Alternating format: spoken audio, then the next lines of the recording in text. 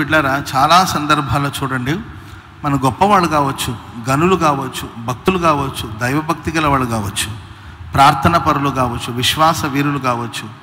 విశ్వాస వీరుల పట్టికలో మీ పేరు ఉండొచ్చు. ఒకవేళ మీరు గనులు గొప్పవాళ్ళు కావచ్చు, కానీ మీ కోపం మీద మీకు అధికారం ఉందా? మీ కోపం మీ స్వాధీనంలో ఉందా?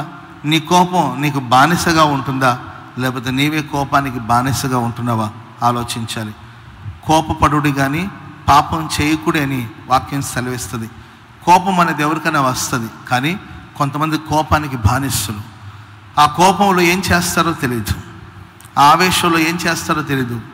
కోపంలో అలిగి వెళ్ళిపోతారు, కోపించి ఏంటంటే కుటుంబస్తుల్ని కష్టపెడతారు. నీ కోపం వలన నీ కుటుంబం ఎంత కష్టపడుతుంది, నీ కోపం వలన నీ పిల్లలు ఎంత ఇబ్బంది పడుతున్నారు, ఏ రోజైనా అర్థం చేసుకున్నావా? అలిగి వెళ్ళిపోతారు కొంతమంది. వెళ్ళిపోయిన తర్వాత ఆ ఇంట్లో వాళ్ళందరూ దీనికోసం ఎంత పరితపిస్తుంటారు. ఇంటి యజమానుడివి నీవు, బాధ్యత గల స్థానంలో ఉన్నవాడివి, నీకు విపరీతమైన కోపం. ఆ కోపంలో ఈ చేతికి ఏది దొరుకుతుంది దాన్ని పగలగొట్టేస్తావు.